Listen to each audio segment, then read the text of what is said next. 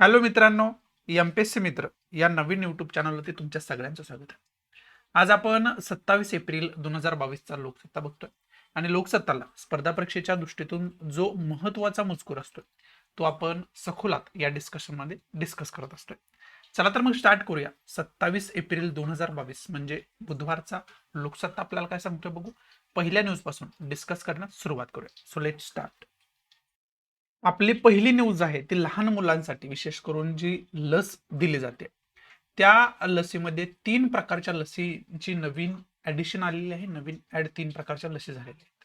मग त्याच्यामध्ये आपत्कालीन वापरासाठी त्या लसींना खरं तर केंद्रीय औषध महानियंत्रकांची परवानगी मिळाली. आता त्या 3 कोणकोणत्या आहेत तर एक तर पहिले आहे बायोटेक न डेव्हलप केलेली, भारत बायोटेक या कंपनीने डेव्हलप केलेली कोवॅक्सिन ही पहिली आहे. त्यानंतर बायोलॉजिकल इच्छा कार्बोवॅक्स, बायोलॉजिकल इच्छानं डेव्हलप केलेलं आहे कार्बोवॅक्स आणि झायडसनं डेव्हलप केलेली आहे झायकोव्ह डी नावाची ही वॅक्सिन आहे. या 3 लशींचा खरं तर समावेश नव्यानं झालेला आपल्याला पाहावयास मिळतोय आणि याचा जो वापर आहे तो आपत्कालीन वापर आहे, म्हणजे आपत्काळामध्येच तुम्ही याचा वापर करू शकताय. हे सुद्धा आपण चांगल्या पद्धतीने लक्षात ठेवणं गरजेचं आहे. मग आता कोविड-19शी रिलेटेड आपल्याला काय काय की पॉईंट बघायचे तर पहिलं तर कोविड-19चे जे काही व्हेरियंट्स आहेत वेगवेगळे ते व्हेरियंट सगळे आपल्याला डिटेलमध्ये माहिती असणं अत्यंत गरजेचं आहे. जसं की डेल्टा आहे, कप्पा आहे, ओमायक्रॉन आहे आताचा आणि बाकी आयोटा आहे, झेटा आहे, असे वेगवेगळे व्हेरियंट्स आहेत कोविड-19चे. ते सगळे व्हेरियंट्स आपल्याला डिटेलमध्ये माहिती असणं अत्यंत गरजेचं आहे. हा पहिला की पॉईंट आपला. दुसरा की पॉईंट वॅक्सिन आता इंडियामध्ये किती प्रकारच्या आहेत, त्या कोणासाठी कॅपेबल आहेत, बुस्टर डोस म्हणजे काय, या सगळ्यांची बाकी सुद्धा डिटेल इन्फॉर्मेशन आपल्याला असणं कुठंतरी गरजेचं आहे. आणि तिसरा की पॉईंट याच्यातून घ्यायचाच झाला तर जेनेटिक इंजिनिअरिंग विषयीची डिटेल इन्फॉर्मेशन काढून ठेवा. युपीएससी प्रीला जेनेटिक इंजिनिअरिंग वरती डायरेक्ट क्वेश्चन विचारला गेला होता. त्यामुळं जेनेटिक म्हणजे आता तुम्हाला जर कोविड झाला तर कोविड हा कोणता व्हेरियंट तुम्हाला झालेला आहे हे समजण्यासाठी जेनेटिक इंजिनिअरिंगचा वापर केला जातो. त्याच्यातून तुमच्या जीन्सचा अभ्यास करून त्या कोविड-19चा व्हेरियंट्स काढला जातो, कोणता व्हेरियंट आहे तो. त्यामुळे त्या जेनेटिक इंजिनिअरिंगचा आपल्याला डिटेलमध्ये अभ्यास करून ठेवणं अत्यंत गरजेचं आहे. तो आपण करून ठेवायला पाहिजे. एवढं 3 की पॉईंट जे आहेत ते या न्यूजमधून आपण घेऊ शकतोय. पुढच्या समोर दिसणाऱ्या 2 न्यूज पैकी पहिली न्यूज आहे ती राजकीय आहे टोटल, परंतु राजकारणामध्ये एका व्यक्तीचा वारंवार उल्लेख होतोय तो म्हणजे प्रबोधनकार ठाकरे. आणि यांचे जर विचार बघितले, यांचं जर लेखन बघितलं तर ते खूपच खऱ्या अर्थानं समाज प्रबोधन करणार आहे तसा विचार आपण केला तर. त्यामुळं जरी ही न्यूज राजकीय असली तरी सुद्धा एक व्यक्तिविशेष म्हणून प्रबोधनकार ठाकरेंविषयी आपल्याला डिटेल इन्फॉर्मेशन असायला पाहिजे. बाकी या न्यूजमध्ये काय सांगितले वगैरे ते अजिबात आपल्यासाठी इम्पॉर्टंट नाही. ते टोटली पॉलिटिकल न्यूज असलेली खरं तर आपल्याला पाहावयास मिळते. फक्त आपल्याला प्रबोधनकार ठाकरे या व्यक्तीविषयी डिटेल इन्फॉर्मेशन असणं कुठेतरी गरजेचं आहे. त्यांच्यावरती सुद्धा कदाचित प्रश्न येण्याचे चान्सेस यामुळे तयार होतात. त्यामुळे ते फक्त कुठलाही चान्स आपल्याला सोडून चालणार नाही. त्यामुळे त्यांच्याविषयीची डिटेल इन्फॉर्मेशन काढून ठेवायला पाहिजे. दुसरी न्यूज आहे ती LIC रिलेटेड आहे. LICची जी काही भाग विक्री आहे ती भाग विक्री येत्या 4 मे पासून सुरू होणार आहे आणि त्याच्यामध्ये विशेष करून जे पॉलिसीधारक आहेत त्यांना प्रतिभाग 60 रुपयांची खरं तर सूट मिळणार आहे असं सुद्धा त्याच्यामध्ये जाहीर केलेलं आहे. आणि त्याच्यामुळं सरकारच्या तिजोरीमध्ये खूप मोठ्या प्रमाणात एक राजकोष निर्माण सुद्धा होणार आहे.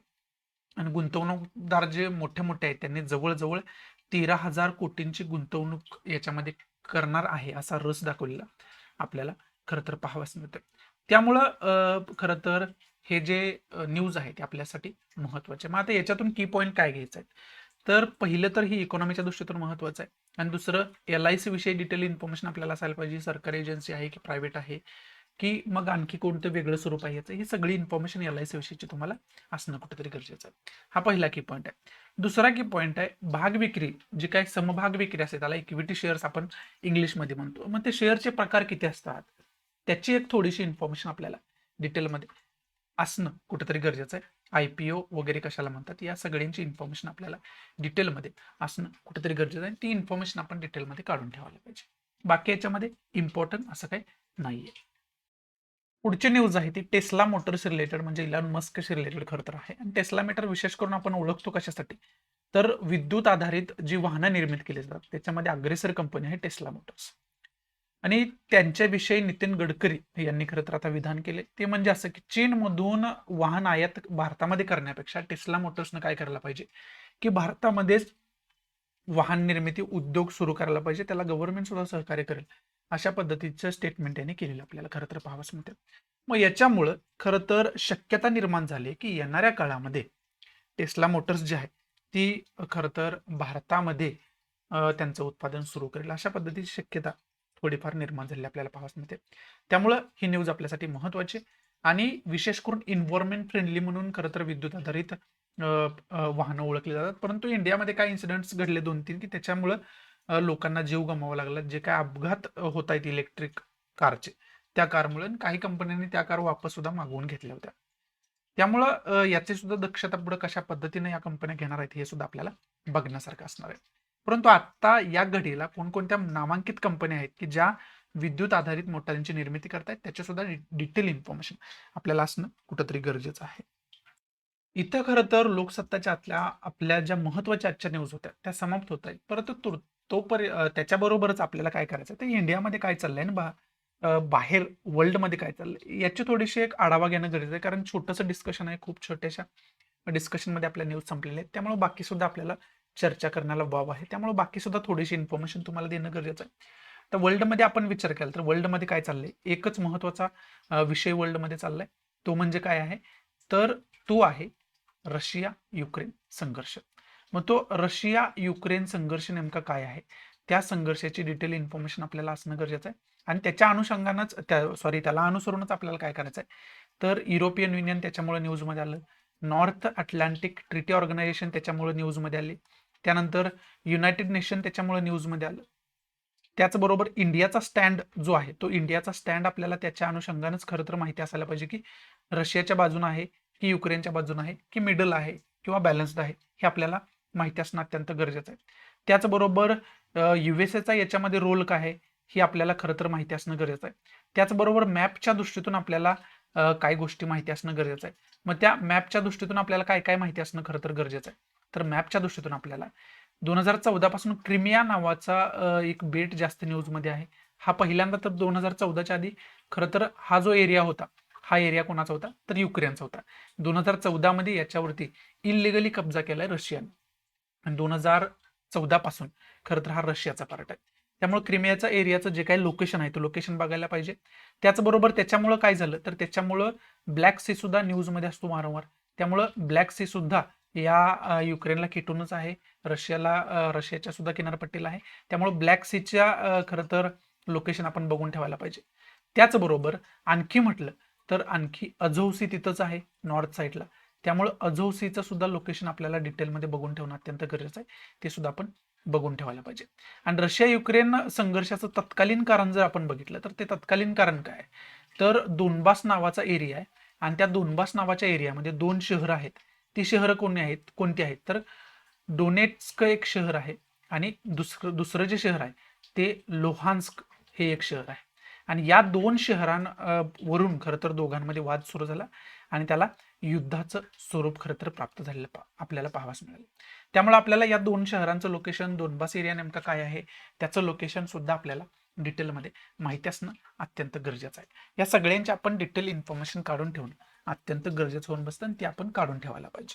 हा खरं तर महत्त्वाचा मुद्दा आहे आत्ताच्या जगामधला गाजणारा. त्यामुळे याची सगळ्याची इन्फॉर्मेशन आपल्याला असणं कुठंतरी गरजेचं आहे. आणि राहिला मॅप कशा तर राहिला मॅप याचा की रशियाचं आणि युक्रेनचं लोकेशन इंडियापासून कशा पद्धतीचं आहे ते लोकेशन आपल्याला डिटेलमध्ये माहिती असणं अत्यंत गरजेचं आहे.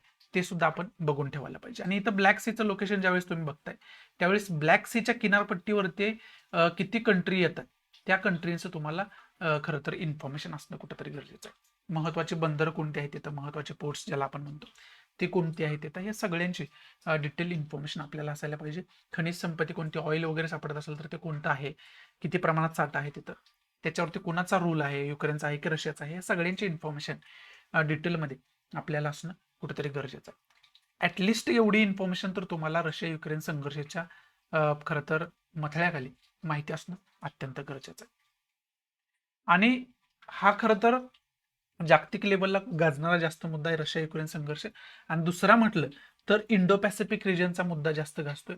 इंडो पॅसिफिक वरती जो रिजन, त्याचं मॅप सुद्धा अनेक वेळा मी तुम्हाला दाखवण्याचा प्रयत्न केला इंडो पॅसिफिकचा. मग या इंडो पॅसिफिक वरती अनेक महासत्ता कंट्रीज आहेत ते स्वतःचं वर्चस्व प्रस्थापित करण्याचा प्रयत्न करतात. मग त्याच्यामध्ये महासत्ता असू द्या किंवा डेव्हलपिंग कंट्री असू द्या, त्या सगळ्याच त्याच्यामध्ये अग्रेसर आहेत. मग त्याच्यामध्ये चायना पहिल्यांदा इलिगली कृत्य करण्याचा प्रयत्न करत असतोय. त्याचबरोबर रशिया सुद्धा याच्यामध्ये पाठीमागे राहिलेला नाही, परंतु रशिया इनडिरेक्टली कृत्य करत असतोय. त्याचबरोबर युएसए आहे, त्याचबरोबर फ्रान्स आहे, त्याचबरोबर युके आहे, जसं की आकुस ग्रुप आताच बनवलेला आहे. आणि ऑस्ट्रेलिया तर इंडो पॅसिफिकचा भागच आहे, त्यामुळे तो तर प्रयत्न करणारच आहे. परंतु चायना ऑस्ट्रेलियावरती कायम भारी पडत आलेला आहे. हे काय महत्वाचे देश आहेत की ज्यांना वाटतं की त्यांचं इंडो पॅसिफिकमध्ये वर्चस्व असायला पाहिजे. आणि इंडिया सुद्धा याच्यामध्ये काय पाठीमागे राहिलेलं नाही. इंडियाचं सुद्धा एशियन कंट्री सोबत चांगले रिलेशन असलेले आपल्याला खरं तर पाहावयास मिळतं. त्यामुळे इंडो पॅसिफिकचं एक महत्व काय, ते महत्व आपल्याला माहिती असणं अत्यंत गरजेचं आहे. आणि युरोपियन युनियन वगैरेच्या बाकी कंट्रीज आहेत त्या सुद्धा याच्यामध्ये इन्व्हॉल्व आहेत. त्यामुळे या सगळ्यांविषयीची एक डिटेल इन्फॉर्मेशन आपल्याला असणं कुठेतरी गरजेचं आहे, आणि ती आपण काढून ठेवायला पाहिजे. आणि बाकी अजून बघायचं झालं तर इंडो पॅसिफिकच्या माध्यमातून आपल्याला काय करायला पाहिजे, तर साऊथ चायना सी जो आहे ना, त्या साऊथ चायना सी विषयीची सुद्धा इन्फॉर्मेशन आपण काढून ठेवायला पाहिजे. हा सुद्धा खूप गाजणारा मुद्दा आहे. चायना वारंवार तिथे इलिगल ऍक्टिव्हिटी करत असतोय. त्याचबरोबर इंडो पॅसिफिक रिजन मधला सोलोमन आयलँडचा विषय चालू आहे.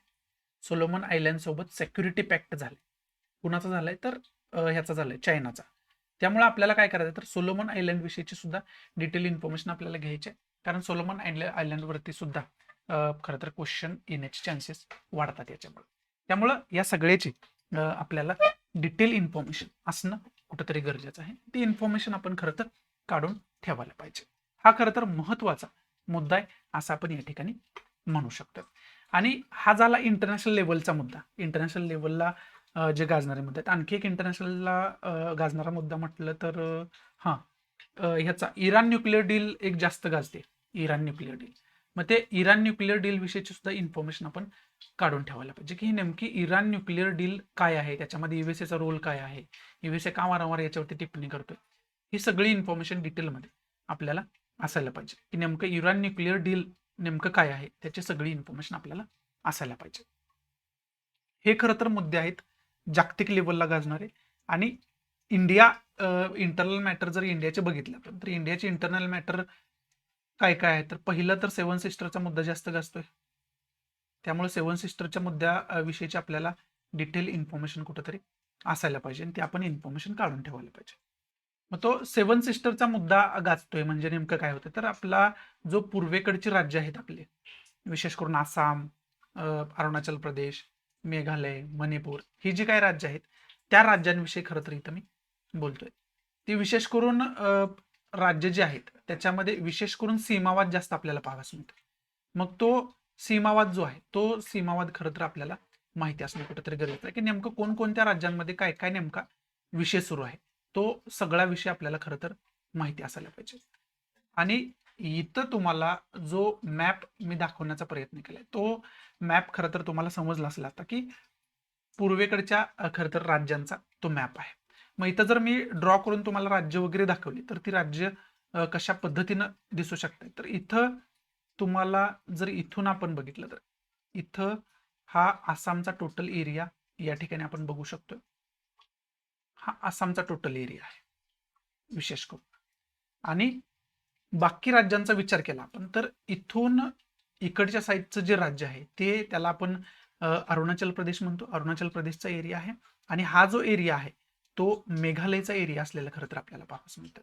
आणि त्यानंतर इकडं जी राज्य आहे ती सुद्धा आपल्याला माहिती असणं गरजेचं आहे. ती मी तुम्हाला ड्रॉ करून चांगल्या पद्धतीनं दाखवण्याचा खरं तर प्रयत्न करतो. हे जे खरं तर राज्य आहे ते विशेष करून ह्याचा आहे मिझोराम, आपण त्याला खरं तर सॉरी नागालँड त्याला आपण म्हणू शकतो. हे नागालँड हे राज्य आहे. आणि हे जे राज्य आहे ते मणिपूर आहे. आणि हे जे आहे ते मिझोराम आहे. आणि इथं जे आहे ते त्रिपुरा आहे. आणि हा जो एरिया आहे तो मेघालयचा एरिया आहे ना. हा टोटल खालचा बांगलादेश आपल्याला पाहावयास मिळतो. मग आता इथं, आणि हा जो एरिया आहे तो अरुणाचल प्रदेशचा एरिया आहे. मग इथं जर आपण बघितलं तर मध्येच आपल्याला काय पाहाव्यास मिळते, मध्येच आपल्याला हा जो एरिया आहे तो आसामचा एरिया पाहावास मिळतो टोटल. त्याला आपण आसामचा एरिया म्हणतो. आणि या आसाम सोबत या बाकी राज्यांचे खरं तर कॉन्फ्लिक्ट सुरू आहेत, भांडण सुरू आहेत. कशावरून? तर सीमावाद. मग त्याच्यामध्ये अरुणाचल प्रदेश, आसाम आहे, आसाम विरुद्ध नागालँड आहे, आसाम विरुद्ध खरं तर मणिपूर आहे, आसाम विरुद्ध मिझोराम आहे, आसाम विरुद्ध त्रिपुरा आहे, आणि आसाम विरुद्ध मेघालय तर आता न्यूजमध्येच आहे, सीमावाद यांचा. त्यामुळे या सीमावादावर सुद्धा आपण भारत स्वतंत्र झाल्यापासून खऱ्या अर्थानं त्याच्यावरती तोडगा काढू शकलो नाही. त्यामुळं आपल्याला याच्यावरती कशा पद्धतीने तोडगा काढता येईल याच्यावरती डिस्कशन वारंवार होत असते. मेघालय आणि आसाममध्ये काही एरियांवरती आता तोडगा सुद्धा निघालेला आहे. हा जो एरिया तुम्ही बघताय हा सिक्कीमचा एरिया आहे. सिक्कीमचा याच्यामध्ये काही रोल नाहीये, परंतु तुमच्या लक्षात राहण्यासाठी दाखवतोय मी. मग तो जो वाद आहे तो वारंवार न्यूजमध्ये असतो, त्यामुळे एकदाच तुम्हाला इथं मी समजावून सांगण्याचा खरं तर ते प्रयत्न केलेला आहे. त्यामुळं या सगळ्यांच्या सुद्धा डिटेल इन्फॉर्मेशन आपल्याला असायला पाहिजे. आणि बाकी इंडियामध्ये म्हटलं तर बाकी हिजाब प्रकरण जास्त न्यूजमध्ये, त्या हिजाब विषयीची आपल्याला डिटेल इन्फॉर्मेशन असायला पाहिजे. याच्यामधून काय काय की पॉईंट घ्यायचे आहेत ते ऑलरेडी मी तुम्हाला अनेक लेक्चर्समध्ये सांगितले. धार्मिक मुद्दा आहे, धर्माच्या आधारावरती आपण की पॉईंट्स काढायला पाहिजे. त्याचबरोबर भोंग्यांचा विषय आहे, स्पीकरचा विषय आहे. विशेष करून आजानला जे स्पीकर लावले जातात त्याच्यामुळे एक धार्मिक रंग प्राप्त झालाय, त्याच्यामधून सुद्धा सेमच की पॉईंट काढू शकता. धार्मिक स्वातंत्र्य काय आहे, त्यानंतर सेक्युलरिझम जी कॉन्सेप्ट आपल्याला प्रिअम्बलमध्ये आपल्या भारतीय राज्यघटनेत दिली ती कॉन्सेप्ट काय, या सगळ्यांची डिटेल इन्फॉर्मेशन खरं तर आपण काढून ठेवणं अत्यंत गरजेचं आहे. ती इन्फॉर्मेशन आपण काढून ठेवायला पाहिजे. हे खरं तर एकंदरीत भारत देशामध्ये आपल्या गाजणारे जास्त मुद्दे आहेत, आणखी सुद्धा भरपूर आहेत, परंतु ते सगळेच इथं डिस्कस करण्यात काय पॉईंट नाही. जे काय प्रकर्षानं जाणवत आहे ते मी तुम्हाला इथं समजावून सांगण्याचा प्रयत्न केला. आशा आहे की तुम्हाला चांगल्या पद्धतीने मी समजावून सांगू शकलो असेल. आवडत असेल तर प्लीज लाईक करा, नसेल तर डिसलाईक करा. डिसलाईक का केलं हे कमेंट बॉक्समध्ये नक्की सांगा, जेणेकरून तुमच्या इन्स्ट्रक्शननुसार त्याच्यामध्ये मी इम्प्रोव्हिजन करू शकेन. इथं तुमची मी रजा घेतो. भेटा आपण अशाच नवीन एका इंटरेस्टिंग लेक्चरमध्ये. तोपर्यंत thanks for watching. Good bye, take care, जय हिंद.